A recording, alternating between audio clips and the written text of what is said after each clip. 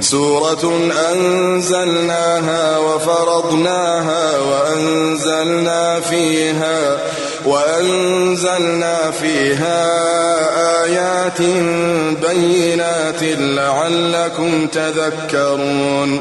الزانية والزاني فاجلدوا كل واحد منهما 100 جلدة ولا تأخذكم بهما رأفة في دين الله إن كنتم تؤمنون بالله واليوم الآخر وليشهد عذابهما طائفة من المؤمنين.